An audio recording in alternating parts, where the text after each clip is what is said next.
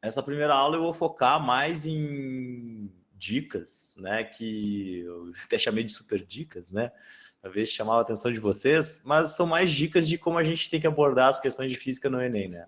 A prova do Enem é uma prova um pouquinho diferente, né? Das provas de quem estava acostumado a fazer, quem já fez algum simulado, né? De questões de vestibulares das universidades, como era antigamente, né? A prova do Enem ela é um pouco diferente, né? Nesse aspecto.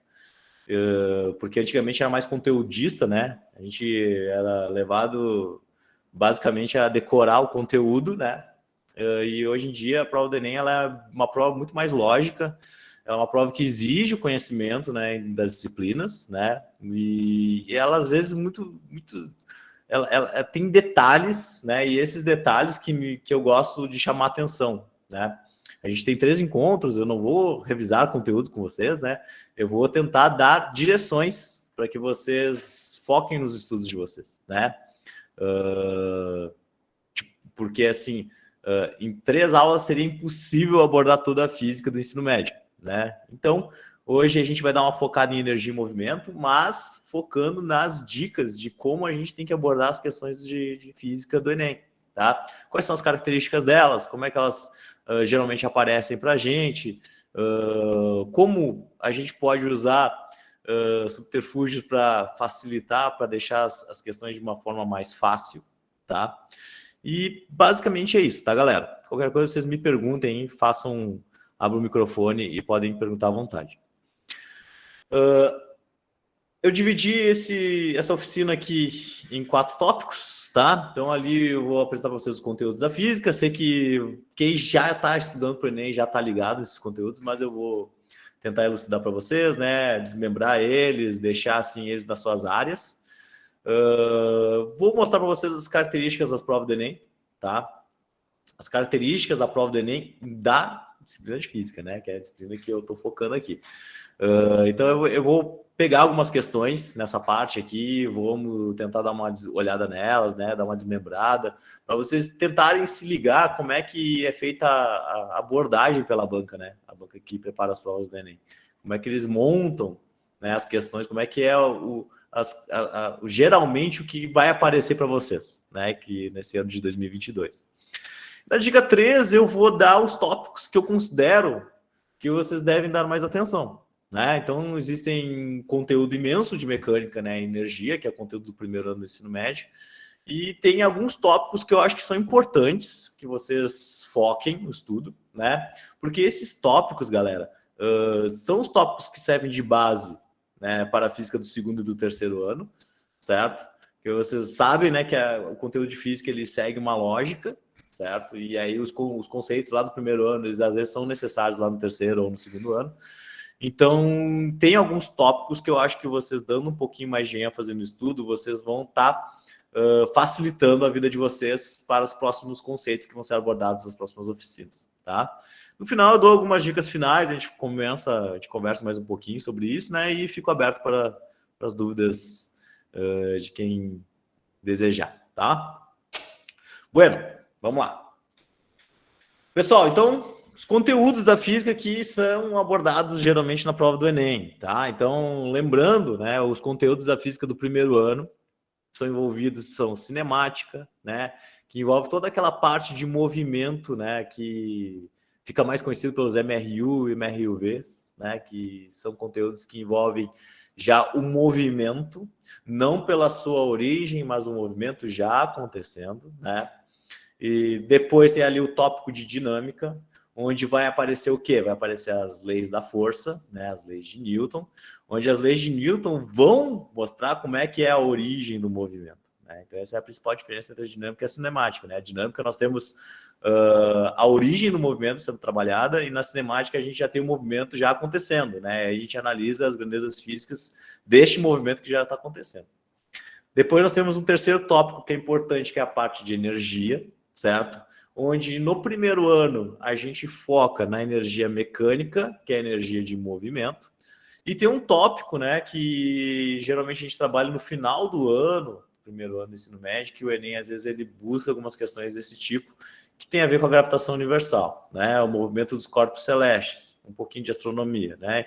Então, geralmente a prova do Enem, ela cobra que vocês tenham pelo menos conhecimento de alguns aspectos, né, dessas teorias da gravitação universal, tá? Então é importante que a gente passe também ali, eu vou mostrar depois para vocês esses conteúdos aí que a gente tem que dar um pouquinho mais de direção para vocês estudarem. Na próxima vez que a gente se encontrar, a gente vai trabalhar as físicas do segundo ano, né? O que vai estar ali? Né? Vai estar ali a termologia, né? Aqueles conhecimentos de calor, temperatura, dilatação.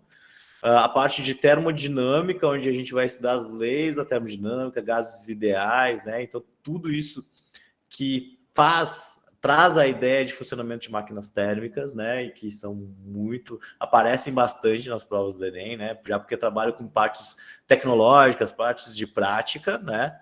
Aí depois vem a parte de ondas e a parte de ótica, né? Na parte de ondas e ótica, é certo que sempre cai uma questão sobre isso. Tá? A gente às vezes não dá muita atenção para esses conteúdos, né?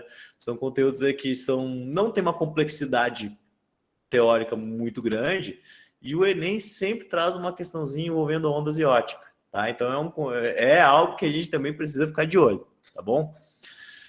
E a física do terceiro ano, tá? Que basicamente trabalhamos com eletricidade, né? Ali eu escrevi eletricidade e elerodinâmica, né? Dentro da eletricidade, ela já engloba a elerodinâmica, né? Mas a palavra mais correta que deveria estar ali é eletrostática, né? Que é parte da física que a gente estuda a eletricidade, né? As cargas elétricas em repouso, né? Aí vem aqueles conceitos campo elétrico, potencial elétrico, né? Que são coisas que a gente estuda, força elétrica, né? Na eletrostática. Depois vem a elerodinâmica, questão que sempre cai do Enem, né? Esse aí é tiro e queda. Eletrodinâmica vai cair alguma coisa, tá? Se eu tivesse que apostar dinheiro, eu ia apostar na elerodinâmica, né? Em termos de conteúdo, assim, que certamente vai cair no Enem, tá? Aqui é aquela parte de resistores, corrente elétrica, né? Aí tem a parte de geradores, leis de Kirchhoff, né? Depois temos a parte de magnetismo, eletromagnetismo, né? Magnetismo mais a parte quando a gente junta as duas coisas, né? O eletromagnetismo. São coisas que também já aparecem, já vi em questões de Enem também. E física moderna, né? A parte de física moderna não é um conteúdo, eu pelo menos nas minhas turmas correntes de ensino médio, né? Às vezes a gente chega no final do ano meio corrido e a parte de física moderna às vezes a gente nem aborda ou aborda bem rapidamente, né? E o Enem gosta de também trazer uma questão de física moderna. Ela traz geralmente ali de física atômica, né? Física nuclear, às vezes um pouquinho de relatividade, alguma coisa de mecânica quântica, né? Então, eu vou trazer também nessa terceira oficina, que vai ser a terceira oficina referente a esses conteúdos aí, eu vou trazer algumas coisas sobre física moderna, né? Pelos quais vocês devem dar uma olhadinha, dar uma focada nos estudos de vocês, né? Algo que geralmente o Enem pode cobrar de vocês, tá? Galera, daí é o seguinte, tá? Esses são os conteúdos de física, certo? Os conteúdos de física do ensino médio, basicamente. São os conteúdos que podem aparecer na prova do Enem. Como eu disse, tem alguns conteúdos aí que eu apostaria dinheiro que vai cair, tá? E esses conteúdos que eu diria que eu apostaria, né? Eles vêm de uma questão importante, tá? Porque essa prova ela tem algumas características, certo? E é essas características que eu vou tentar mostrar para vocês agora, tá? Que eu quero que vocês olhem com atenção, porque é ela que vai ajudar vocês aí, de repente, a focar os estudos, já que o conteúdo de física é enorme, né? E aí vocês dá aquele desespero, porque a gente olha o conteúdo de química gigante, olha o conteúdo de biologia, meu Deus do céu, né? Decorar aquele monte de nome de planta, um monte de nome de coisas, né? Aí chega na parte de física, aquele monte de fórmula, e aí dá aquele desesperinho, né? Mas se a gente usar algumas estratégias, né, de abordagem, de repente isso pode facilitar a nossa vida, tá? Então, eu trago para vocês aqui, por exemplo, algumas questões que são bacanas em termos da prova de física, tá?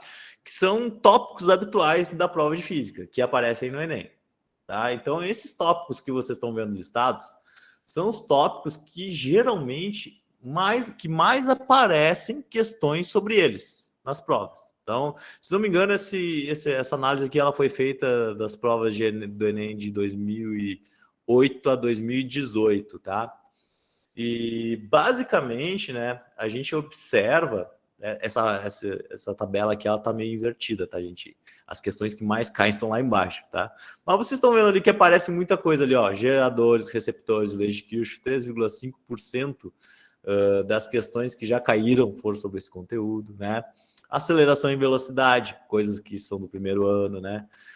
Aceleração e velocidade são tão básicos, né? São conceitos tão básicos que eles, às vezes, eles aparecem em conteúdos do terceiro ano também, né? Então por isso que eu falo, se a gente construir uma basezinha legal, a gente chega lá no terceiro ano, a gente tem mais facilidade para fazer a abordagem do estudo. Interferência, refração em lentes, olha aí, os conteúdos de ondas e ótica, né? Forças magnéticas, indução e fluxo 5,3%, né? Impulso, quantidade de movimento, calorimetria, são conteúdos aí que aparecem com certa frequência na prova do Enem, né? E os campeões aqui, os campeões são energia, trabalho e potência, questões que envolvem geralmente âmbito tecnológico, vão aparecer energia, trabalho e potência, tiro e queda, né? Então apostaria dinheiro que vai cair questões sobre isso na prova do Enem. Resistores, como eu falei para vocês, né? Aí vai questão da eletrodinâmica, resistores, circuitos, corrente elétrica, 10,5% são os campeões aqui, tá? Ó, resistores, corrente elétrica, circuitos, chance grandíssima de ter alguma coisa do tipo, tá? Alguma questão que envolve esse assunto. E também acústica, né? Que até às vezes a gente fica, poxa, a acústica cai tanto, e cai. Eles gostam muito de questões que envolvem a parte de acústica. Também são questões que podem ser utilizadas, né, para relacionar com o nosso dia a dia. Então, essas questões aí que a banca consegue relacionar com o nosso dia a dia, consegue colocar um contexto, né, elas são as mais abordadas.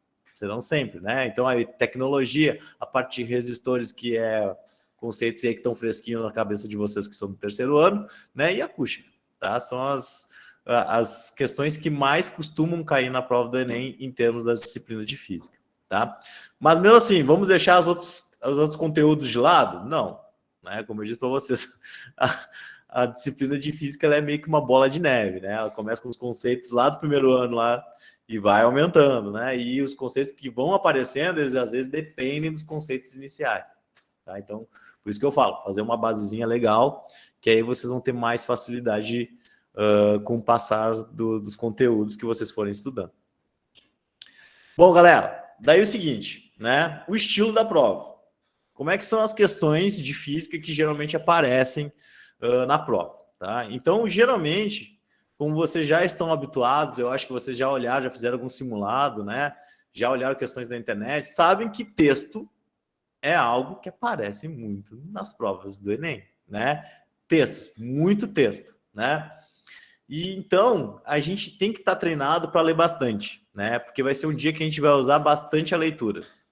E a gente precisa estar concentrado para ler e tirar as informações do texto. Então, fazer uma prova de física. Não vai ter muito texto, né? Como uma prova de humanas. Não. Tem texto pra caramba também, tá? De repente são textos menores, né? Que exigem um grau menor às vezes, de interpretação, né? De contextualização, mas tem, né? Muita coisa, tá? É muito texto. Outra coisa que é bastante abordada, a parte de gráficos, galera, tá? A parte de gráficos, deixa eu pegar minha canetinha aqui. A parte de gráficos, galera, é altamente abordado na prova do Enem, nas exatas, tá?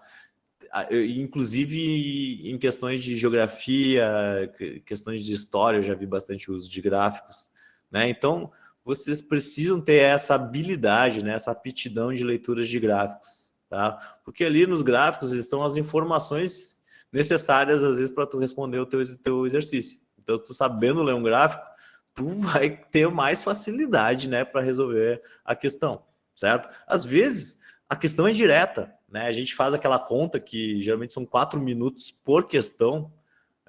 Eu não sei se está atualizada essa minha informação, mas antigamente a gente dizia que... Antigamente, né? Algum tempo atrás, a gente dizia que eram necessários no mínimo 4 minutos, né, por questão. E às vezes, óbvio que vai ter questões que a gente vai ficar mais tempo, mas tem questões que a gente vai resolver ela em 30 segundos, né? se a gente tiver uma boa leitura de gráfico, né? Se a gente tiver ali uma matemática já mais, uma habilidade matemática melhor, né? Se a gente entender os esquemas que são apresentados, né? Então eu elencaria aqui que na prova de física, a gente não vai escapar dos textos, a gente vai fazer leitura de gráficos, certo? A matemática vai ser necessária, certo? A gente não tem como fugir da matemática, pessoal, porque na matemática é a maneira que nós temos na física de resolver os problemas, né? É dado um contexto científico, a gente vai relacionar eles com o fenômeno e a gente precisa resolver eles, né? E aí, às vezes, a gente vai ter que recorrer para a matemática, tá? E entender os esquemas, né? Aqueles esquemas, aquelas figuras que aparecem, que a gente tem que olhar com muita atenção. Não deixem as figuras de lado, né? Às vezes a gente olha assim, é uma figurinha qualquer que tem ali, né? Eu vou só não vou pegar tanto detalhe dela, vou me prender no texto da questão. Não, às vezes a resposta do exercício é simples e ela está no esquema que é apresentado, tá? Então vamos lá. A primeira parte aqui, que é o texto contextualizando a questão, eu peguei uma questão aqui, se não me engano, de 2018 ou 2017, né? Que é uma questão que tem um texto, né? Não é um texto bruto muito grande, né? Mas é um texto que a gente precisa ler com atenção para que a gente consiga resolver a questão, tá? Então aqui, por exemplo, esse texto aqui diz aqui, ó, olha só, 2 veículos que trafegam com velocidade constante em uma estrada, tá? Então a gente já percebe, por falar de veículos que trafegam com velocidade, que já é uma questão de cinemática, certo? Aparentemente, aqui olhando para a questão, a gente já consegue entender, opa, velocidade, 2 veículos, né? Já trafegam, tá? O movimento já está acontecendo, cinemático, tá? Na mesma direção e sentido. Devem manter entre si uma distância mínima. Isso porque o movimento de um veículo, até que ele pare totalmente, ocorre em 2 etapas. A partir do momento que o motorista detecta um problema que exige uma freada brusca, a primeira etapa... Bom, ponto, né? A primeira etapa é associada à distância que o veículo percorre entre o intervalo de tempo da detecção do problema e o acionamento dos freios. Já a segunda se relaciona com a distância que o automóvel percorre enquanto os freios agem com desaceleração constante.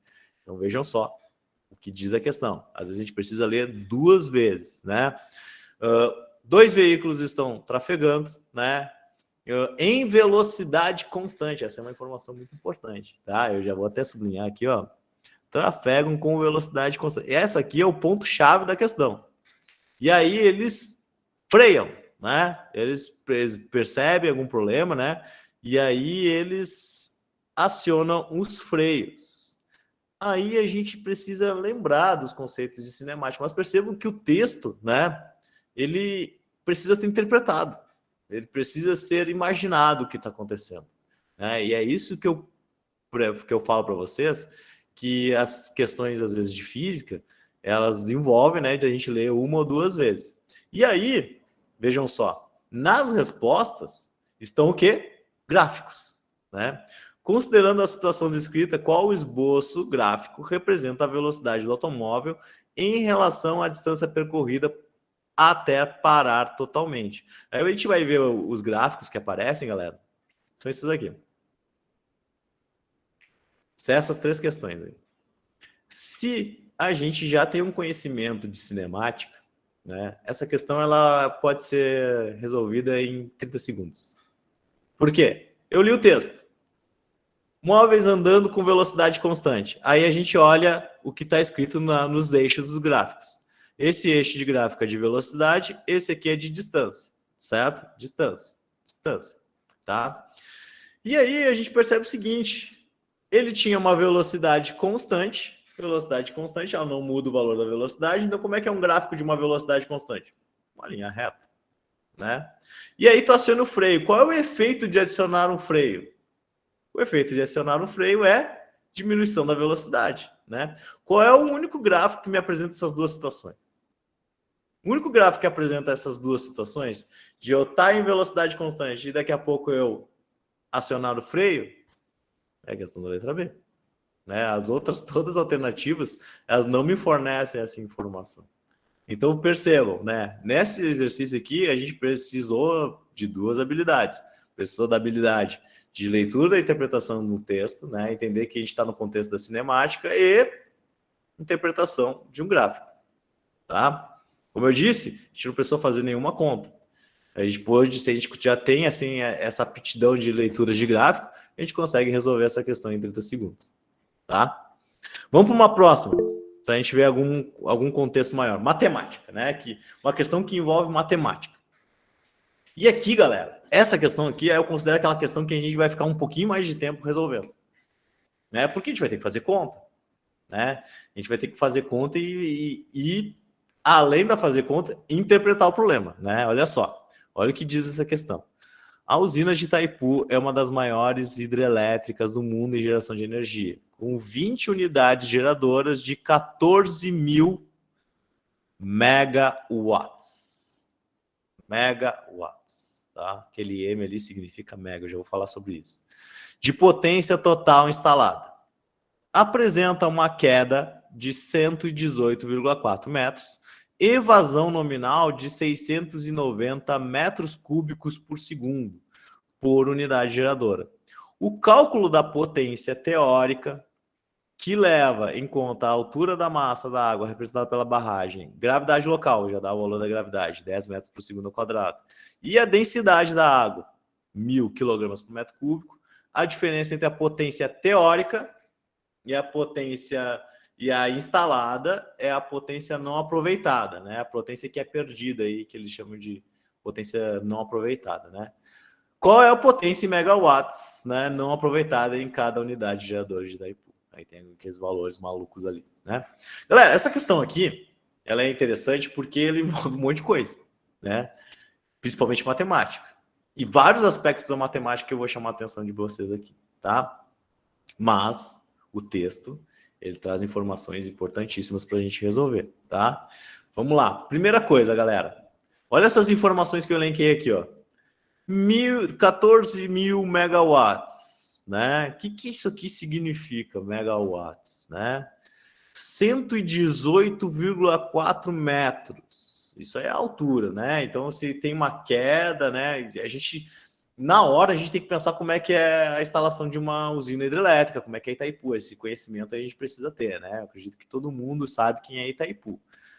E a queda da água dela é de 118,4 metros. Aí vem uma informação aqui que deve bugar muita gente. 690 metros cúbicos por segundo, que ele chama de vazão, que é a vazão da hidrelétrica, né? Nós temos aqui outra informação que é o Gzinho, né? Que é o Gzinho, que é a aceleração da gravidade local, que é a Terra, né? No caso, 10 metros por segundo ao quadrado. E a densidade da água, que é 1.000 kg por metro cúbico. Então vejam que já para resolver essa questão aqui, a gente precisa de várias informações, né? A gente consegue tirar várias informações dela. Bom, beleza. Tá? E aí, professor, o que eu faço com essas informações aí? Né? Primeira coisa, galera. O que é este mega? O que é o M? Este M é uma informação muito importante e que eu acho que deve ser foco de estudo de vocês. Vocês precisam saber, porque a prova de física, a prova de química, até a prova de biologia, ela pode usar essas coisas que nós chamamos de prefixos, né? Os prefixos que são substitutos de valores de base 10, certo? Então aqui nós temos o quilo, né? Vou pegar os mais usuais, né? Os mais usuais eles pulam de 3 em 3 unidades. O quilo, o mega, o giga, o tera, né? Aí para baixo aqui, ó, nós temos o mili, o micro, o nano, o pico, são os mais usuais, né? São os mais usuais. Então percebo que o mili, micro, nano, pico são valores que eles são prefixos, né, de valores de base 10 pequenos. Estão aqui. Valores de base 10 grandes são esses aqui para cima, né? Quilo, mega, giga, tera. Eu acho importantíssimo para quem está se preparando para a prova do Enem, né? Meus alunos já sabem disso e eu cobro deles também, né? Que eles saibam usar esses prefixos. Esses prefixos é linguagem técnica, esses prefixos são utilizados no nosso dia a dia, né? E ele aparece aqui na informação do texto para nós resolvermos a questão, né? Ele aparece aí o mega. O que é o mega? O mega, ele significa 10 na 6, certo? É como se eu pegasse 14.000 vezes 10 na 6. Esse número aqui eu posso escrever ele como sendo 14.000 vezes 10 na 6 watts, certo? Isso que significa esse número aí. Beleza? Qual outra informação que nós temos mais aqui? Vamos ver. A unidade, galera. Aqui tem um monte de unidade. Vocês estão vendo aí, né? Algumas unidades nós nos obrigamos a saber, certo? São unidades básicas que a gente é obrigado a entender e reconhecer elas.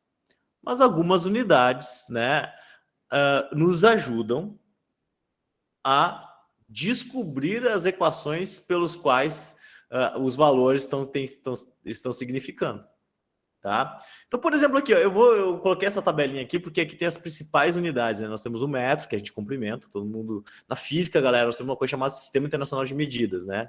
Então, o Sistema Internacional de Medidas, geralmente, é onde nós nos baseamos as unidades básicas, né? Então, nós temos aqui comprimento, metro, massa, quilograma, tempo, segundos, tá? Corrente elétrica, 1 ampere, temperatura, Kelvin, né? Quantidade de matéria mol, que você já deve ter visto lá na química, né? Intensidade luminosa, candela. Esses aqui são os básicos, tá?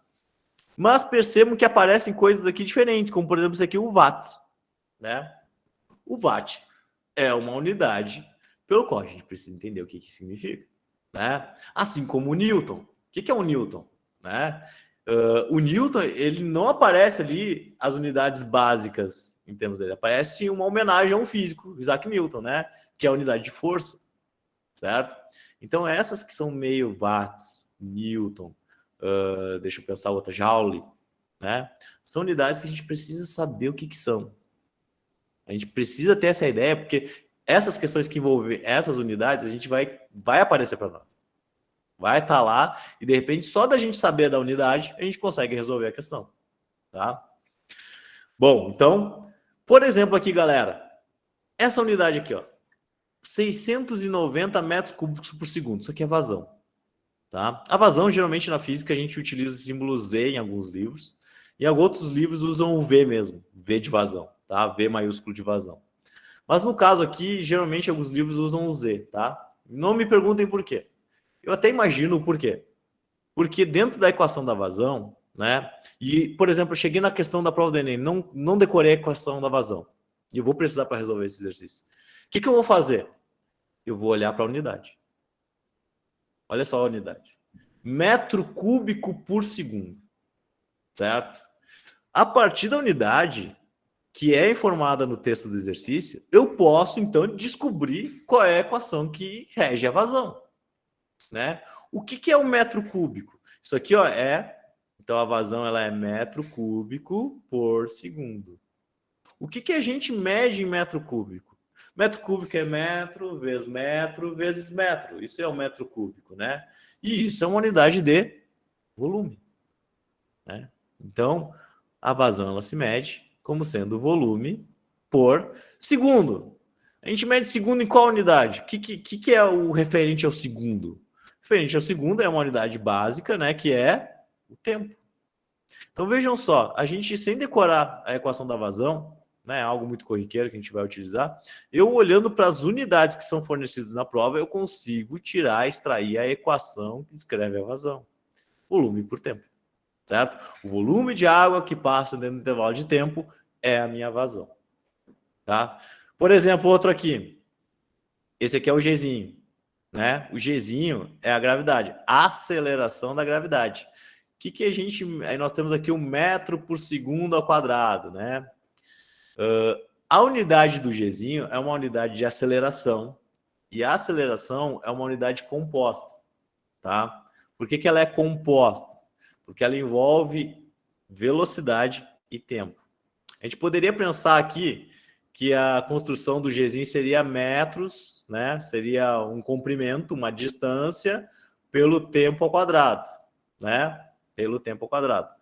Então, percebam que neste caso aqui, a gente olhando, né, para essa equação, a gente não consegue formar corretamente a unidade de aceleração, né, a equação da aceleração. Mas a gente tem uma ideia, né, porque olha só, metro, distância pelo tempo quadrado. aqui, como a aceleração é bem básica, a gente tem que lembrar que a aceleração ela modifica quem? A velocidade. E velocidade a gente mede em metros por segundo. Tá? Então, nesse caso aqui, o Gzinho, ele é uma relação de velocidade por tempo. Que aqui seria metro por segundo divididos por segundo. Tá? Então, percebam, né? Existem lá as grandezas físicas que são básicas. Aceleração, velocidade, força, energia, tá? Que a gente, às vezes, precisa ter uma ideia prévia, né, para resolver o exercício. É aí que a gente vai focar o nosso estudo. Mas tem grandezas físicas como a vazão, pelo qual eu, lendo no texto, eu consigo extrair facilmente a equação da vazão. Tá? Assim como a equação da densidade. Aqui, ó, a densidade também é possível da gente extrair a equação dela. Ah, não lembro como é que se calcula a densidade, professor. Olha para a unidade. O que diz na unidade? Quilograma por metro cúbico. Então, o que eu meço em quilograma? Eu meço a massa de corpos em quilograma. O que eu meço em metro cúbico? Metro cúbico de novo. Eu meço o volume em metro cúbico. Né? Então, aqui está a equação da densidade. Então, vejam, né? Às vezes a gente pode usar os subterfúgios das equações do Enem para obter as informações, né, necessárias para resolver as questões. Tá? Bom, beleza. Fiz isso aqui tudo, né? Olha lá, tá lá, consegui construir algumas equações. E aí, galera, tem algumas equações aqui, ó, por exemplo, né, que eu falei para vocês, não tem jeito. A gente vai ter que dar aquela decorada, né? Por exemplo, a equação da potência, que é algo que aparece bastante, né? É a terceira da lista lá que mais aparece. O que é potência? Potência é a quantidade de energia que eu consigo consumir dentro do intervalo de tempo, né? E as equações de energia mecânica também não tem jeito, né? São equações aí que a gente vai ter que dar uma olhadinha para ver se a gente consegue lembrar delas, né? Isso aqui são conteúdos lá do primeiro ano do ensino médio, então a gente vai ter que fazer o nosso resumão, montar aquele resumo, botar os conceitos e escrever a equaçãozinha do lado. Porque sem essas equações aqui, gente, na mente, a gente não consegue resolver essa questão, tá? O que eu vou fazer? Eu vou resolver ela para vocês aqui, né? Vamos pegar aqui os detalhes. Deixa eu ver se eu botei aqui, ó, lá. Separei as equações e botei o texto, porque o texto é importante para que a gente consiga resolver o exercício, né? E diz assim, ó lá. A usina Itaipu tem 20 unidades. E essas 20 unidades, ela tem 14 mil megawatts de potência total instalada. Galera, então, cada usina vai ter quanto de potência, tá? Eu vou fazer as contas aqui na calculadora, gente, mas vocês lembram que vocês vão ter que usar o papelzinho, né? Então, essas continhas aqui são algo que vocês vão ter que fazer aí no papel, geralmente, para conseguir resolver. Não tem como ter calculadora na prova do Enem, né? Então, por exemplo, aqui, ó, como é que a gente poderia saber quanto cada usina vai emitir de potência, né? Porque a informação, ela é referente para cada usina, tá? Então, olha só. Nós temos, cada usina aqui vai ter 14 mil watts, né, megawatts, e a gente vai dividir por 20, são 20 unidades, né? Então, cada usininha nossa aqui vai produzir 700 megawatts de potência, certo? Megawatts de potência, cada usina. Ah, professor, beleza. O que é isso aqui, o watt? O watt é potência, certo? Esse cara aqui, a gente está falando de potência. Ah, mas por que tinha a equação da energia lá, que apareceu ali anteriormente, a equação da energia? Porque essa questão aqui, ele me dá várias informações pelos quais me levam a entender que eu posso calcular a energia, né? Que seria a energia teórica, que nos ajudaria a calcular a potência teórica, né? Com relação a essa potência que é instalada, que é a potência usual, né? Eu tenho uma dúvida no chat do Thiago. Ele perguntou se a A não pode ser. Como? O Thiago perguntou se a A não pode ser. A água? A, letra A. A letra A pode ser, então, a gente vai resolver. Ah, tá. A gente vai resolver, tá? Porque assim, ó, eu tô tentando mostrar que essa questão aqui, ela envolve matemática. Então a gente vai ter que fazer algumas contas, tá? Então, por exemplo, aqui, ó. A vazão, isso aqui, então, é que a potência que cada usina tem, tá? Cada usina tem 700 megawatts, guarda essa informação. Aí a gente vai ver o seguinte, a vazão nominal com essa queda de 118,4 metros, né? Ela tem uma vazão de 690 metros cúbicos por segundo, por unidade geradora, né? O cálculo da potência teórica leva em conta a massa de água representada, papapá, né? Aí, vejam só, a gente tem a vazão, e aí, para a gente saber qual é a energia teórica, qual é a potência teórica, a gente precisa da energia, porque potência é energia por tempo. Então, para eu saber a parte teórica, eu preciso saber qual é a energia teórica que envolve da produção de energia dessa usina. E a energia teórica, galera, né, envolve uma queda de água, e aí envolve uma energia mecânica que a gente chama de energia potencial gravitacional, que é o mgh. Vejam só, o H eu tenho, a altura. O G, eu tenho a aceleração da gravidade. Quem é que me falta? A massa de água. Qual é a massa de água? Né? Por isso que ele me dá a informação da vazão, certo? Então, o que eu faço? Eu vou lá e pego a equação da vazão, que eu sei que é volume por tempo, que eu já fiz isso analisando as unidades, né? Volume por tempo. E daí eu vou ter que usar uma artimanha. Que aí são as manhas da prova do Enem, né? Porque vejam só, ele dá a vazão. Para que eu vou usar a vazão? Bom, se ele me dá a densidade, né, da água, ele dá a densidade da água, e a densidade da água é massa sobre volume, eu posso, a partir da vazão, descobrir o volume de água que passa, jogar nessa equaçãozinha e descobrir a massa de água que vai me fornecer energia para gerar a potência da usina, né? Então é essa artimanha, só vejam só, essa questão é bem complexa mesmo, né? Ela envolve várias equaçõezinhas, certo? Daí a artimanha é qual? Não fala em tempo. Não tem nenhuma informação de tempo e nas equações aparece tempo aqui, né? O tempo na potência, o tempo na vazão. Bom, qual é a artimanha que eu vou fazer? Bom, vamos considerar que isso aqui, né? Como isso aqui é metros cúbicos por segundo, a gente pode considerar que a vazão dela é 690 metros cúbicos em um segundo. A cada segundo passa 690 metros cúbicos de água. Então, se eu considerar que o tempo é um segundo, né? O que acontece? Fica 690, né, metros cúbicos por segundo, volume sobre um segundo. O que acontece? O meu volume de água, então, que atravessa durante um segundo, deixa eu apagar aqui, ver se eu tenho minha borracha aqui.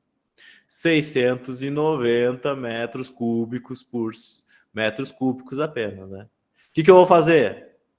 Vou pegar isso daqui e jogar na equação da densidade para descobrir quem? Para descobrir a massa. Deixa eu botar em azul aqui. Para descobrir essa massa. Certo? O que é que eu vou fazer com a massa? Vou jogar na equação da energia. Daí, então, eu vou ter uma ideia da potência teórica. Tá? Então, olha só. A densidade da água é quanto? 1000 kg por segundo. Né? A densidade da água é 1000. Então, eu vou pegar lá a equaçãozinha da densidade. Jogar aqui, 1000 kg por metro cúbico.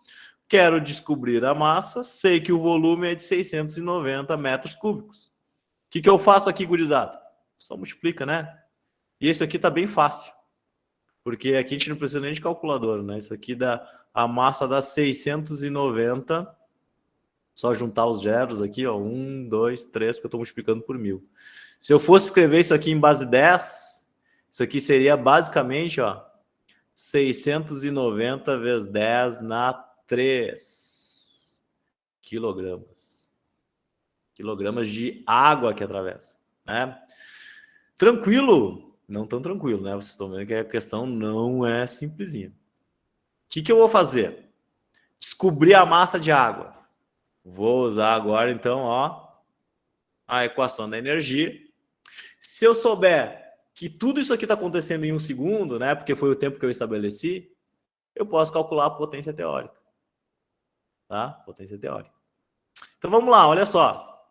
690. O que eu vou fazer? Vamos calcular a energia, então, que essa massa de água é capaz de gerar, teoricamente. Né? Então, vai ser o 690 vezes 10 na 3.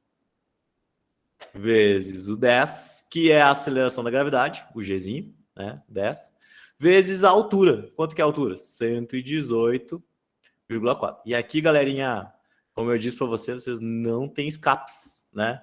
Tem que fazer a continha no papel no dia. Vai perder um tempinho? Vai perder um tempinho. Naquela outra questão, a gente levou 30 segundos. Isso aqui nós vamos ficar 10 minutos fazendo, tá? Mas vejam só, se eu considerar aquele tempo lá de 4 minutos, né? A gente está mais ou menos mantendo uma estatística boa. Vamos ver. 690 expoente na 3. Eu vou fazer na calculadora para não perder tanto tempo aqui com vocês, tá, gente? E aí, o resultado disso aqui é 816,96. Vezes 10 na 6. Vezes 10 na 6 é mega. E para quem não lembra, a unidade de energia, que é uma das unidades que eu acho que tem que estar lá no resuminho de vocês, lá que vai botar na frente no armário lá para decorar, é o joule. É o joule. Tá? Então, é uma unidade de energia muito usual, que é o Sistema Internacional de Medida, megajoules. Então, essa aqui é a energia teórica que essa massa de água com essa vazão produz. Se eu fosse calcular essa potência teórica, vai ser o quê? Se eu estou considerando 1 segundo, vai ser os 816,96 divididos pelo tempo de 1 segundo, né? E aí aqui vai dar, então, os 816,96, como agora é potência, megawatts. Megawatts, tá? Aí ficou bem apertado. Deixa eu melhorar isso aqui.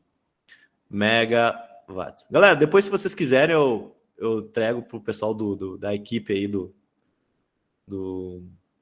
projeto, né? E eu disponibilizo esses slides para vocês, tá?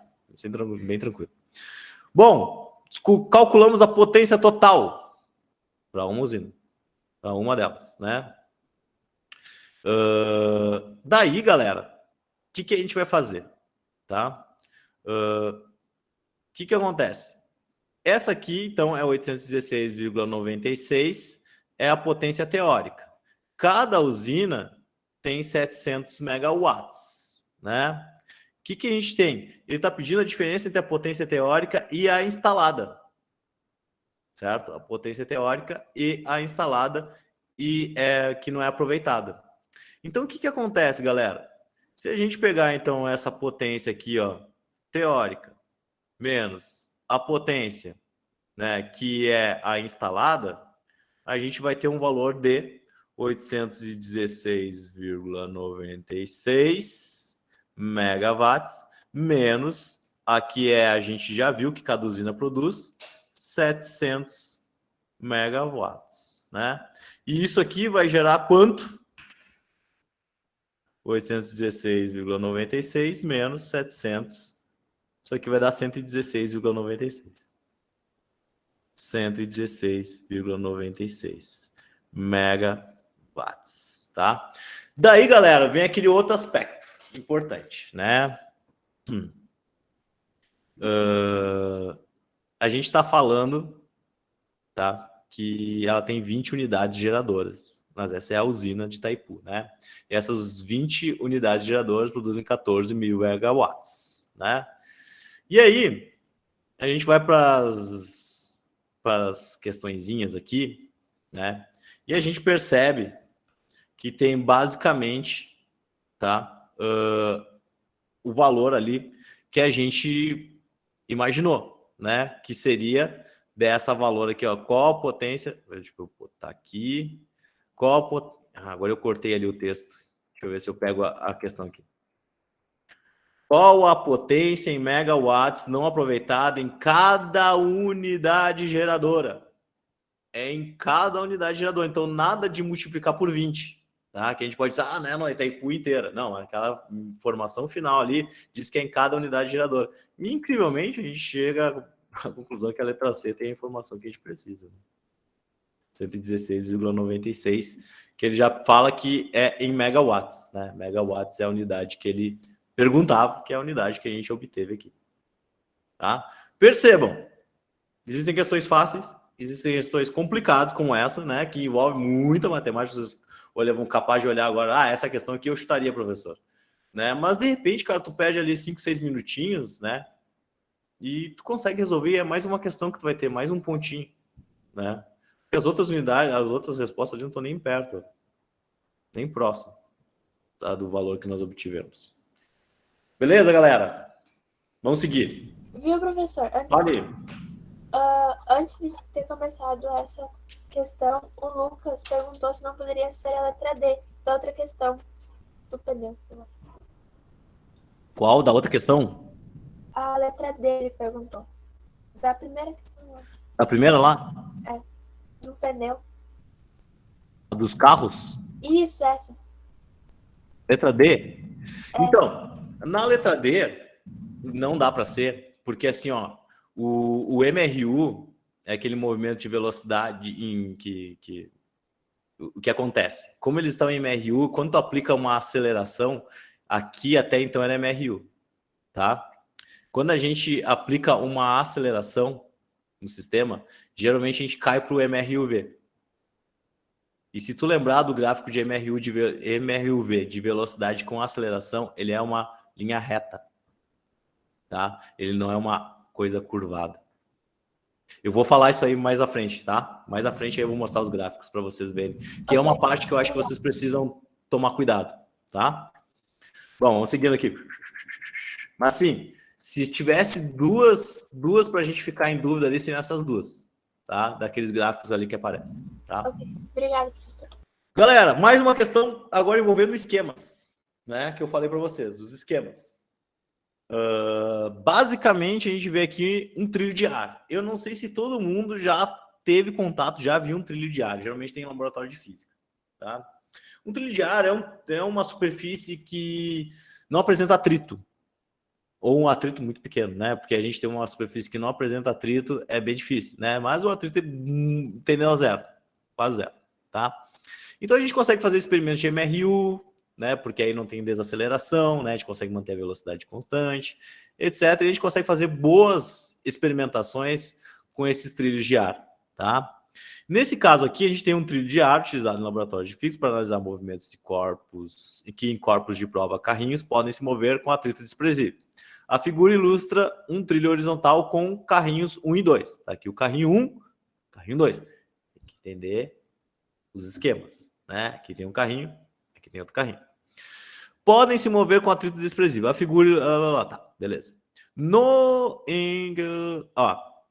A figura ilustra o trilho horizontal com 2 carrinhos em que realiza o experimento para obter a massa do carrinho 2. Então a gente quer saber a massa do carrinho 2. Tá? Pelo menos é isso que está sendo realizado o experimento.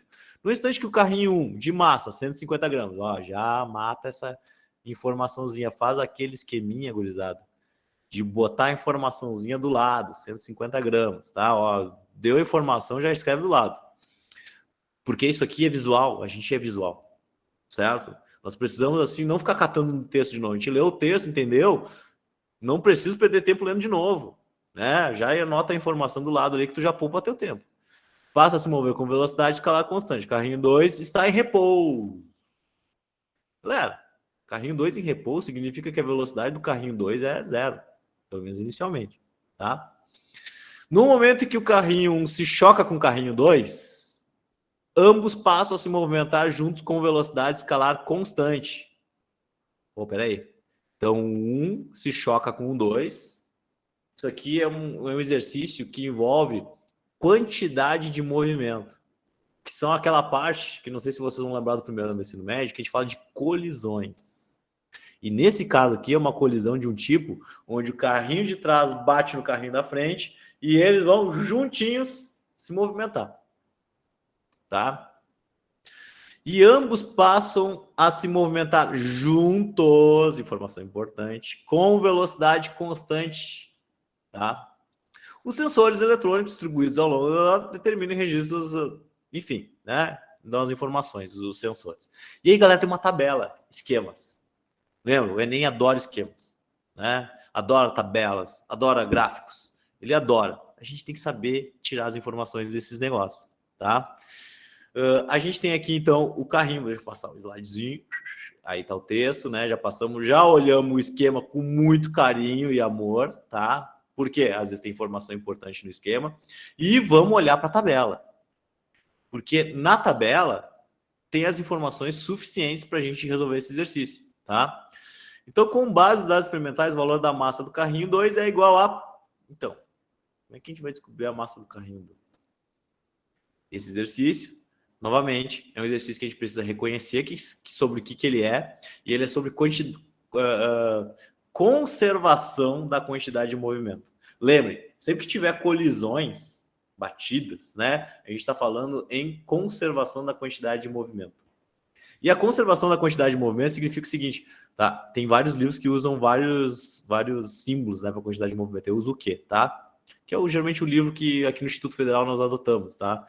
Os livros do Bongiorno, eles usam o que como sendo quantidade de movimento. O que significa a conservação da quantidade de movimento? Significa que a quantidade de movimento inicial é igual à quantidade de movimento final, se conservou. Uma situação ideal é isso que acontece, tá? E aí, por que esse exercício aqui eu chamo a atenção de vocês? Porque a gente vai usar os esquemas, as tabelas envolvidas, tá? Para resolver esse exercício. Mas percebam, eu tinha que ter essa informação. Eu preciso saber disso aqui. E eu preciso saber que a quantidade de movimento, como é que a gente calcula a quantidade de movimento? Quantidade de movimento, galera, dá para relacionar, né, pela aquela coisa que a gente sempre diz, assim, que eu geralmente falo em aula para meus alunos. Uma bicicleta a 30 km por hora e um caminhão a 30 km por hora. Qual deles causa mais estrago? Quem vai fazer o maior estrago? Uma bicicleta batendo na parede a 30 km por hora ou um caminhão batendo a 30 km por hora? Caminhão, é óbvio, né? Por quê? Porque a quantidade de movimento dele é muito maior. Então, além da velocidade, né, uma característica muito marcante da quantidade de movimento é a massa. Então, a quantidade de movimento é massa vezes velocidade. É isso que é a quantidade de movimento. E como eu tenho dois objetos, essa equaçãozinha aqui, ela se torna a relação do inicial e o final, certo? Então eu tenho dois carrinhos no momento inicial, e como é que ficam esses dois carrinhos no seu momento final, né? Fica assim, galera. Eu tenho a quantidade de movimento do primeiro carrinho inicial, mais a quantidade de movimento do segundo carrinho inicial. E isso aqui vai ser igual à quantidade de movimento do primeiro carrinho final, mais a quantidade de movimento dele final. Certo? É essa estruturinha aqui, e vocês vão ver que nem vai dar tanto problema matemático. Esse exercício aqui é bem tranquilo da gente resolver. Tá? Mas aí, beleza, eu vou para a tabela. Aí a tabela diz assim, ó, 15, a posição do carrinho 1 era 15 centímetros, o instante igual a 0 segundos. Na posição igual a 30 segundos, passou um segundo. Passou um segundo e ele atingiu a posição 30 centímetros.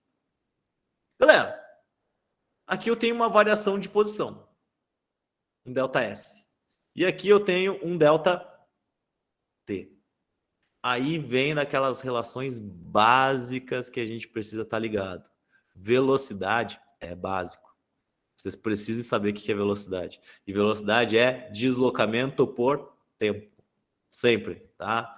Então aqui, nesse exercício, a minha velocidade eu posso calcular como sendo ΔS sobre ΔT. Ou seja, uma variação de posição por tempo. Qual é a minha variação de posição ali? De 30 para 15, que é 15.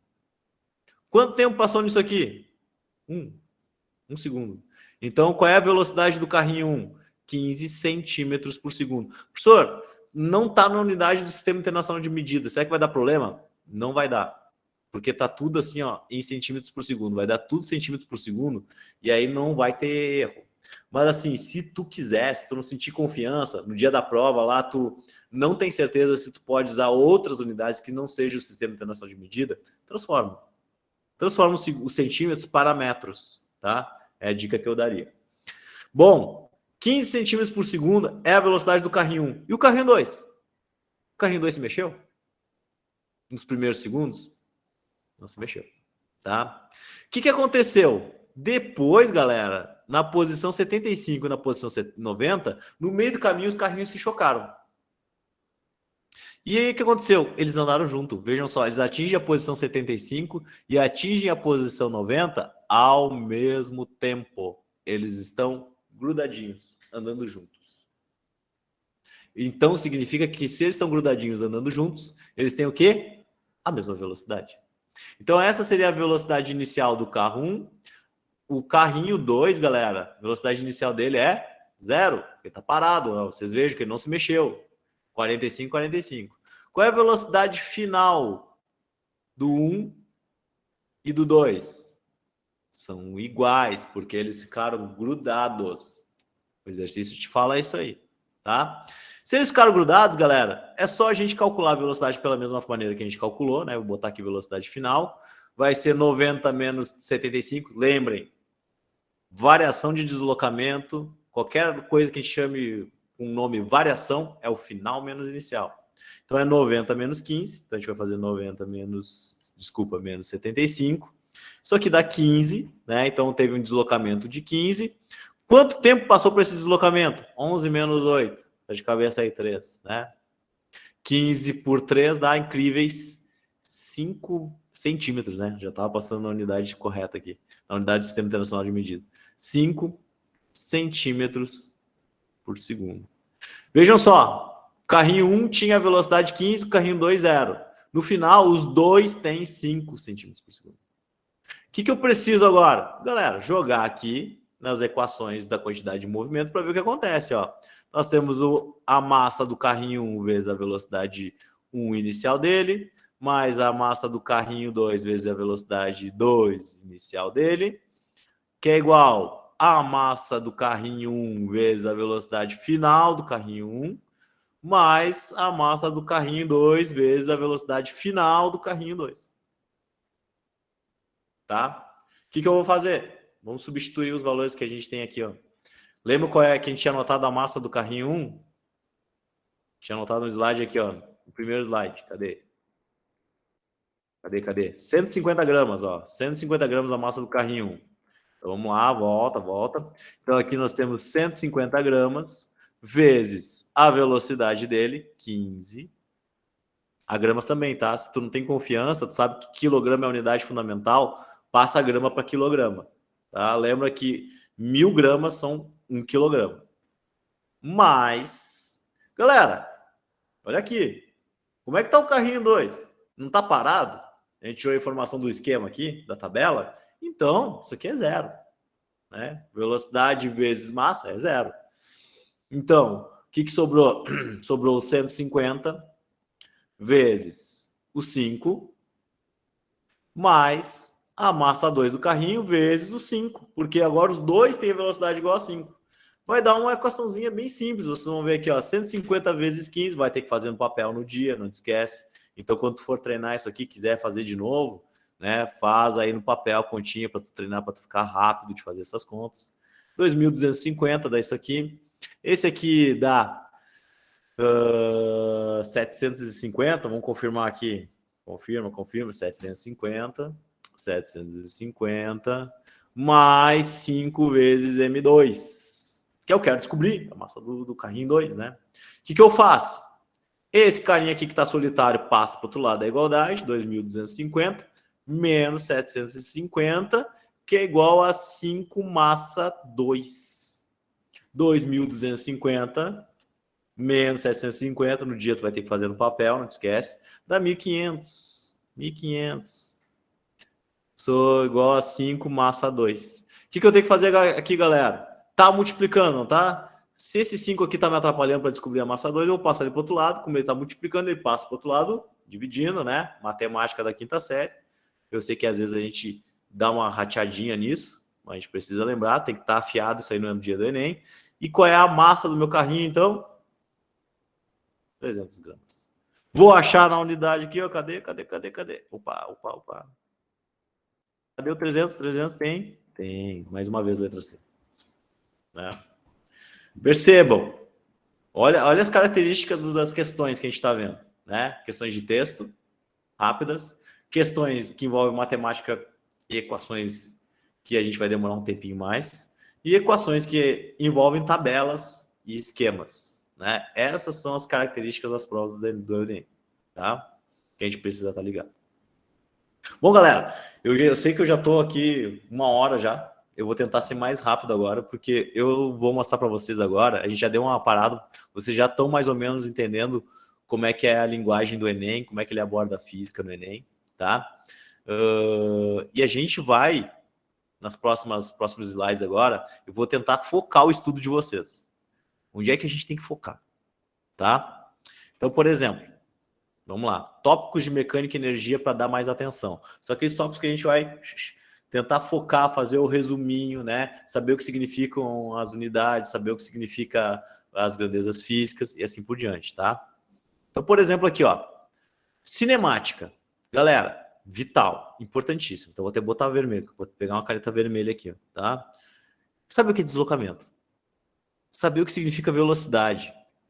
Saber aceleração. E saber que se a gente tem um movimento vertical, um movimento onde a gravidade atua, nós temos o G. E o G, ele é um valor de 9,8, ou como a gente viu no exercício ali, ele chama às vezes de 10, né? 10 metros por segundo quadrado. Galera, esses conceitos aqui tem que estar na cabeça. Tem que saber o que significa. Porque deslocamento, velocidade, aceleração, tempo e massa aparece na física do segundo ano, aparece na física do terceiro ano, aparece em todas as físicas. Alguma dessas coisas vai ser abordada e vai aparecer em alguma questão de física. Então a gente tem que estar com esses conceitos muito bem fundamentados na nossa cabeça. Tá bom? O que mais? Cinemática. Os tipos de movimento. MRU, MRUV. Diria, eu colocaria aqui mais um, o MCU. Não cai muita questão de MCU, né? Mas, né, vai que este ano aí dê aí as caras um MCU, né? Que é o movimento circular uniforme. Aí tu tem que dar uma olhadinha lá que tem dois tipos de velocidade, velocidade angular, velocidade linear. Dá uma olhadinha nisso, tá? Mas no MRU e no MRUV, a gente tem que lembrar, galera, quais as características desses movimentos, né? Lembrar que no MRU a velocidade é constante. Lembrar que a aceleração no MRUV, no MRU, opa, botei diferente de zero, não, é zero. A aceleração não existe no MRU, tá? Essas são as características básicas, né? Óbvio que tem uma ideia também das equações, né? Tem a equação lá mais famosa, né? A equação da posição para MRU, S, que é a posição final, posição inicial, mais ou menos, dependendo do sentido da velocidade, vezes velocidade vezes tempo, né? Esses conceitinhos aqui aparecem, tá? MRUV. MRUV, velocidade varia, galera. Ela é variável, tá? Lembrar disso. Porque existe aceleração. A aceleração é diferente de zero. Então, a aceleração, ela modifica a velocidade. Se tu tem alguém, tem um movimento, e aquela velocidade está se modificando, aceleração envolvida. Tá? Aceleração envolvida. E no MRUV vai aparecer 3 equações. Opa!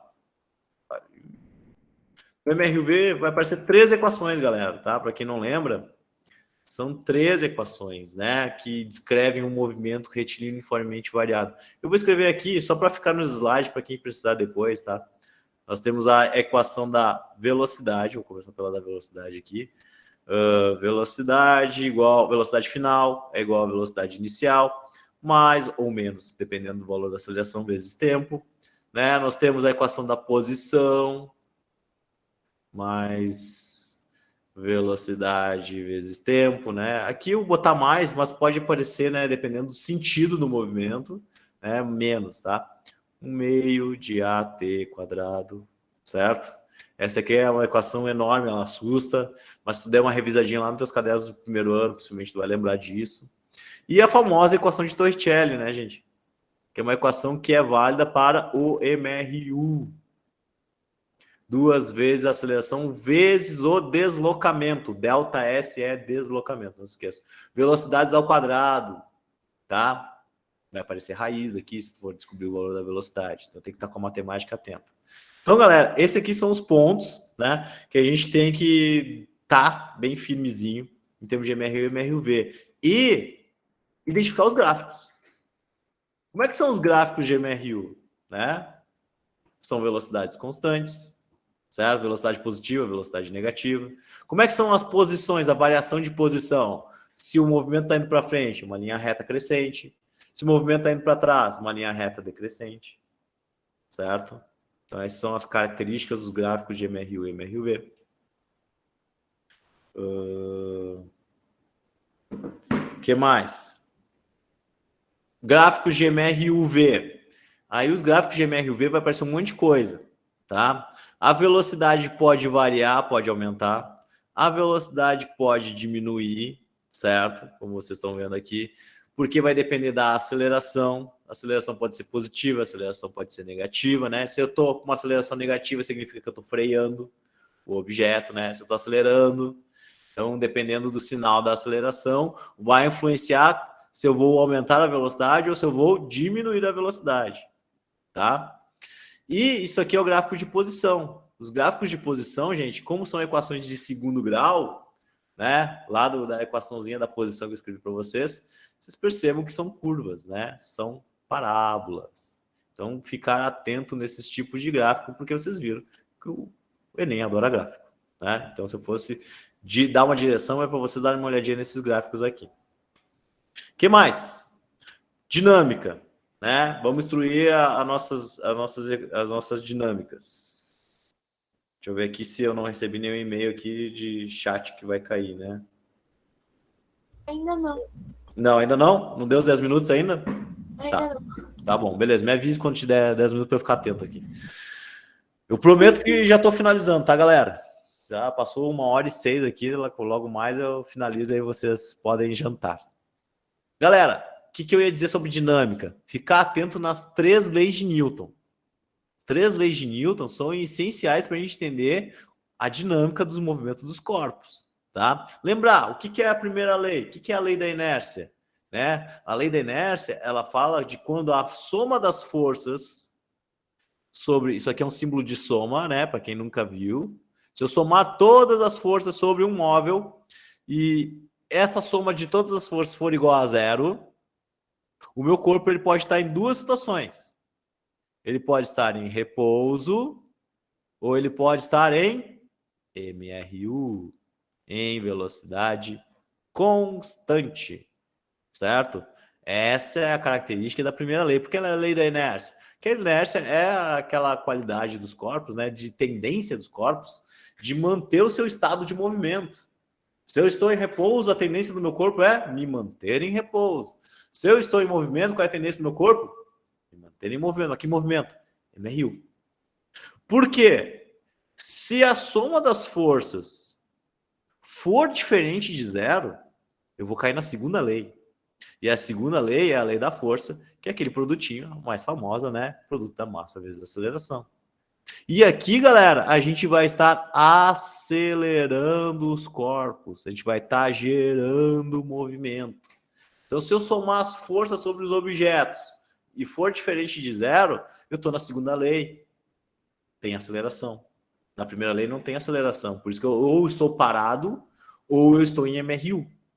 Tá? E a terceira lei, galera, é a lei da ação e reação. É aquela lei daqueles exercícios clássicos, né? Das caixinhas. Vocês vão lembrar lá do ensino médio, do primeiro ano do ensino médio. As 2 caixinhas grudadas.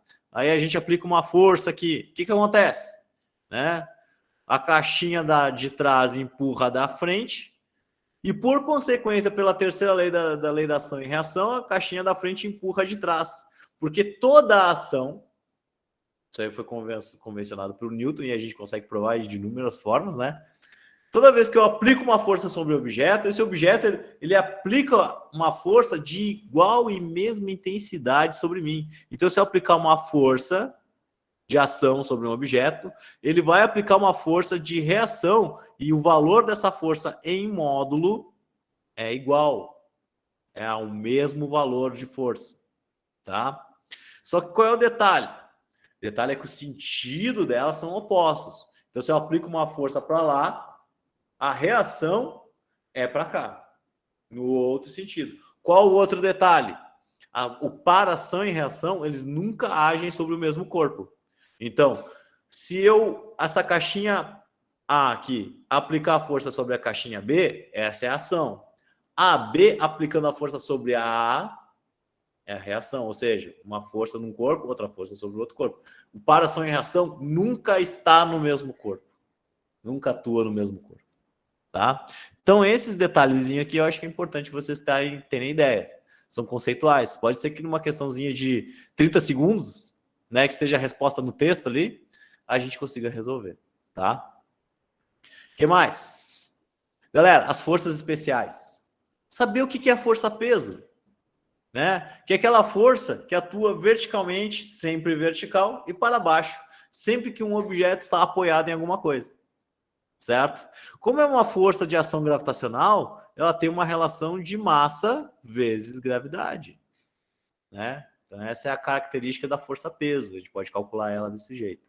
E lembrar que mesmo no plano inclinado, a força-peso é vertical e para baixo, ela não se adapta ao meio. Tem uma outra força que é muito parecida, né? Que é a força da gravidade, galera. A força gravitacional, que ela aparece também em corpos pela ação da gravidade, né? A gente pode até confundir um pouco elas, mas não confundam, porque a força gravitacional, ela geralmente atua em corpos que estão em queda livre, né? Que estão sem interação. Eles não estão interagindo com nada, eles estão caindo. Aí nós temos a força gravitacional, que a gente calcula da mesma forma da força-peso. Massa vezes G. Tá? Outra força especial, né? Normal. Galera, a normal é aquela força de resposta que sempre aparece na interação de dois corpos com uma superfície, né? Eu tenho, por exemplo, esse livro aqui sobre uma superfície. O livro tem massa, então ele está pesando sobre a superfície e a superfície sustenta ele, consegue manter ele ali parado, em repouso, né? Porque ela exerce uma força contrária, que é uma força normal. Então, é uma força de resposta das superfícies, né? E a força normal, ao contrário da força-peso, ela se ajusta à superfície. Então, se eu tenho uma superfície deitada, a força normal, ela segue a orientação da inclinação dessa minha superfície. Então, se a minha superfície é deitada, a normal deita também. Ela sempre forma um ângulo de 90 graus com a minha superfície. Então, a força normal tem essa característica, tá? Sempre que eu tiver uma superfície. Ah, professor, se eu tiver uma parede e aplicar uma força na parede aqui, eu vou ter uma normal? Vai ter uma resposta da força normal aqui, né? 90 graus da superfície, tá? Beleza? Outra força especial, tomar cuidado. A força de tração, galera. Força de tração, sempre que eu tiver cordas e correntes. Tem cordas e correntes, tem força de tração. Não se esqueçam disso, tá? É uma força que deve ser considerada aí em algumas ocasiões especiais aí que a gente tem um problema com cordas e correntes. Dá uma olhadinha nela e exercício com ela. Movimento circular, força centrípeta, é uma força especial também, tá? Ela envolve os movimentos circulares. E para onde que aponta a força centrípeta? O centro, centrípeta, centro, tá? Então, a força central. A centrífuga, que é aquilo que é a força que acontece lá na nossa máquina de lavar para secar as roupas, né, para tirar a água da roupa, é uma força, né, que ela é não inercial, ela é um pouquinho mais chatinha, ela não tem algumas questões aí que tem que tomar cuidado, de repente vocês dão uma lidinha sobre essa força centrífuga, mas é uma força que tem a direção oposta da centrípeta. Se a centrípeta aponta para o centro, a centrífuga aponta para fora. É a força aquela que faz as roupas secarem dentro da máquina, né? Que joga as roupas para os cantos, né? E aí as gotas de água saem da roupa pelos buraquinhos da máquina, né? Por causa dessa força. A máquina fica girando e aí aparece essa força. Outra força especial. Elástica. Tá? Força especial elástica. Galera, lembrar que a força elástica ela é sempre uma força contrária da força que está sendo aplicada, né? Então, ela tem como característica, tem a lei de Hooke, né? Que diz que a força elástica é produto da constante elástica vezes um X. O que é o X? Deformação na mola. O quanto eu estou deformando a minha mola é o X, tá? Beleza? O que mais aqui, ó? Força de atrito. Tá? Essa força aqui é especial, galera.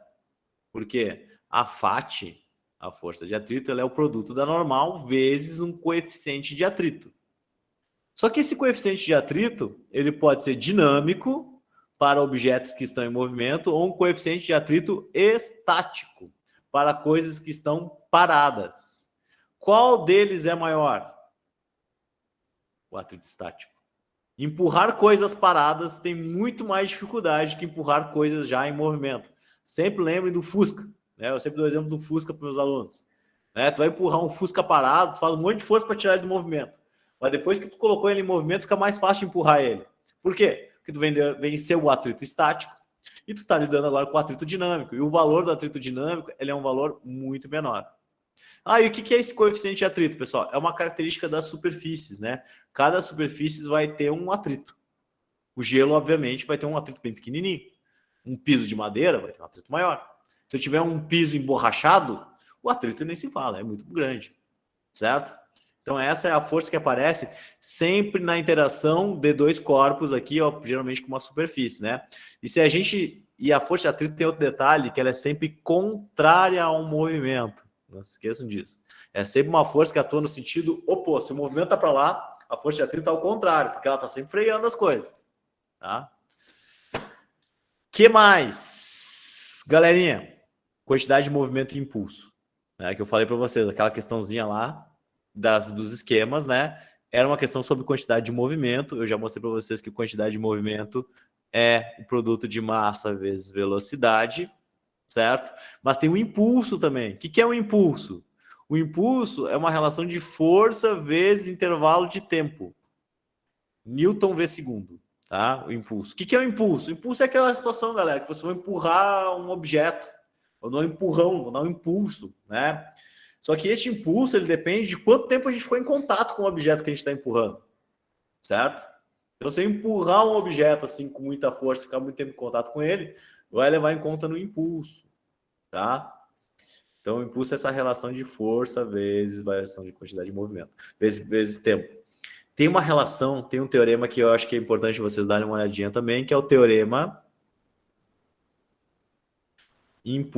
teorema do impulso, tá? Dê uma olhadinha no teorema do impulso também, porque o teorema do impulso, ele relaciona o impulso com a quantidade de movimento. Pô, eu dei um impulso, dei um empurrão no objeto. Qual foi a quantidade de movimento que ele ficou? Qual a velocidade que ele ficou? Certo? Então, esse teorema, ele relaciona isso. O que mais? Passando rapidamente. Galera, trabalho e energia mecânica. Vocês viram? Terceiro da lista de questões que mais caem, né? Energia, trabalho, potência, são coisas que tem que estar aí nos tópicos de vocês, nos resumos de vocês, para estudar para a prova. Trabalho, para quem não lembra, trabalho é o que a gente está fazendo hoje, que a gente está fazendo agora nesse exato momento. Nós estamos trabalhando. Por que nós estamos trabalhando? Nós estamos gastando energia para executar uma função. No caso aqui, eu estou executando a fala. Vocês estão trabalhando usando o cérebro de vocês, tentando armazenar as informações, né? Então, o trabalho é o gasto de energia em função é o gasto de energia para executar uma função. Lá no conceito mais primordial de trabalho, galera, o trabalho é uma força vezes deslocamento, certo? Força vezes deslocamento. Esse aqui é o tal, é o símbolo da força, mas ele também pode aparecer como sendo W em alguns livros, tá? Tanto assim como assim pode ser apresentado para vocês o trabalho. Qual é a unidade de trabalho? É o joule, certo? O joule, que é energia, que é o gasto de energia que eu estou fazendo, tá? Mais um tópico para vocês saberem que vocês precisam ter conhecimento, precisa estar lá no resuminho de vocês. Energia mecânica. O que é energia mecânica? Energia mecânica é a soma desses três tipos de energia. Energia cinética, que é a energia de movimento, tá? A energia potencial gravitacional, para quem não entendeu a referência aqui que eu botei uma montanha, porque é uma energia relacionada à altura. Foi a energia que nós usamos lá para calcular a energia da Itaipu, porque ela envolve alturas, né? Energia potencial gravitacional. E a energia elástica, potencial elástica, que envolve molas e elásticos, certo? Então, essas três energias formam a energia mecânica. Tem que estar no resuminho de vocês. Vou escrever aqui as equações delas, né? Por exemplo, a energia cinética. Energia cinética é uma relação de 1/2. Como a energia cinética fala de movimento, é o produto da massa vezes a velocidade ao quadrado. Velocidade tem movimento. A energia potencial gravitacional é aquela que nós já usamos no exercício lá da queda livre, né? Da Itaipu, mgh. E a energia potencial elástica, ela relaciona a constante elástica vezes a deformação sobre 2. Deformação ao quadrado sobre 2. Tá? Beleza? Então essas são as equações aí para a energia mecânica. Deem uma olhadinha nelas, tá? Deixa elas lá tudo. E qual é a unidade desse negócio tudo? Joules. Sempre em joules, tá? Vocês vão ver que na próxima aula, quando eu falar em calor e temperatura, vai uma outra unidade de energia vai aparecer, que é a caloria, tá? Mas quando a gente fala de energia mecânica, é sempre joules, tá? E aqui, galerinha, por final, né, que eu gostaria de chamar a atenção para vocês, que é aquela questãozinha que eu acho que vocês precisam ter consciência, né, de que pode cair sobre isso, e às vezes não são questões complexas, são às vezes questões teóricas, que às vezes sem conta nenhuma a gente resolve ela. E aí, se não precisa fazer conta numa questão de física, galera, é 1 minuto e meio, 2 minutos que tu faz a questão, tá? Que lê uma vez, lê a segunda vez, mata ela. Se tu tem o conhecimento, né, se tu já tem essa informação já adquirida. E aí eu chamaria atenção para você sobre essas questões aí de gravitação, as leis de Kepler. Já peguei questão no Enem com lei de Kepler. Lembrando que são 3 leis. A lei das órbitas, né, que fala sobre as órbitas elípticas. As órbitas de planetas não são circulares, são sempre elípticas. Professor, mas a Terra não faz um movimento circular uniforme em torno do Sol? Não, é uma elipse. Certo? Só que ela é bem pouquinho achatada. Aí dá para a gente aproveitar como sendo quase circular. Tá? Mas quase nenhuma, na verdade, todas as órbitas são elípticas. Tá? É a primeira lei. A segunda lei é uma lei das áreas. Certo? A lei das áreas. Dê uma olhadinha. Áreas iguais significam intervalos de tempos iguais, transcorridos para uma órbita de um planeta, né? Um planeta orbitando, por exemplo, uma estrela. E a terceira lei, que é a questão que eu já vi no Enem, tá? Que era uma questão que falava sobre a lei dos períodos, tá? Aí vocês dêem uma olhadinha lá, o que fala sobre a lei dos períodos. Períodos é os períodos de translação. Quanto tempo leva para um planeta dar uma volta em torno de uma estrela? E assim por diante, tá? Tem uma constante envolvida lá. E na questão da gravitação universal, que é aquela questão finalmente que aparece lá do Newton caindo a maçã na cabeça dele, aí teve a brilhante ideia, né, de entender como é que funciona a gravitação, é uma relação, pessoal, que envolve o produto das massas. O produto das massas dos 2 corpos celestes que estão envolvidos, né? A massa dos 2 corpos sobre a distância entre eles ao quadrado, vezes uma constante de gravitação, certo? Que é o Gzão. Isso aqui gera a força de atração entre esses corpos celestes. Então, como é que a Terra atrai a Lua? Como é que a Terra é atraída pelo Sol? Através dessas forças gravitacionais, certo? Que o Newton lá nos mostrou como é que a gente consegue calcular isso. Então, fica atento, né? Fica atento porque ali é o quadrado da distância. Às vezes eles brincam na prova do Enem com as equações, certo? Ou com as constantes, com o produto das massas, tá? Então, fica atento nisso aí. Beleza, galera? Então, assim, ó, como eu disse para vocês, né, 1h30 se passou. Vocês já estão aí quase dormindo, né? Basicamente, galera, eu dei um aparato aqui de algumas questões que eu achei pertinentes trabalhar com vocês. Passei um pouco nos tópicos que eu acho que vocês podem focar nos estudos de vocês, tá? E, galera, o que eu acho essencial para ir para uma prova de ciências da natureza, né, ciências exatas da natureza, é que vocês têm que ter a confiança, né, de, pelo menos, né, não ficar com aquele medo da prova. É uma prova difícil? É uma prova difícil, né? É uma prova que às vezes é complicado, como aquela questão? Sim, às vezes é complicado, né? Mas às vezes são questões que a gente pode tirar as informações do texto, que a gente, com um pouquinho de conhecimento lá, de ter lido alguma vez aquele conteúdo, a gente vai conseguir resolver, tá? E assim por diante. Então, ficar atento com as informações que as questões nos passam. Saber ler gráfico é essencial. E saber esses conceitos básicos, eu também acho que é essencial, tá? E confiança, tá? Porque eu sei que é muito difícil a gente ter confiança, muitas vezes, porque a gente não consegue se dedicar muito à disciplina, tem as outras disciplinas para estudar, mas eu acho que é importante vocês levarem um pouquinho de confiança na cabeça de vocês, que aí vocês vão ter mais tranquilidade para resolver as equações, resolver os exercícios da prova, tá? E se travar numa questão, tu vê que tá perdendo muito tempo naquela questão, galera, pula, tá? Pula. Quando vê, tu vai fazer outra questão que vai levar 30 segundos para resolver, e aí vai sobrar um tempinho, tu pode voltar. Pode voltar com a cabeça mais tranquila, né? Com um tempo mais sob controle. E então, essas as dicas que eu considero que sejam importantes para vocês, galera, tá? Essa é a parte 1.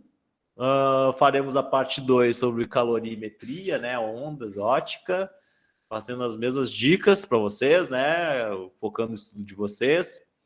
E qualquer dúvida, tá aí meu e-mail, tá? Vocês podem entrar em contato comigo quando vocês quiserem, tá? Me chamar, tirar alguma dúvida. E depois eu posso mandar os slides para o pessoal da organização e eles passarem aí para vocês.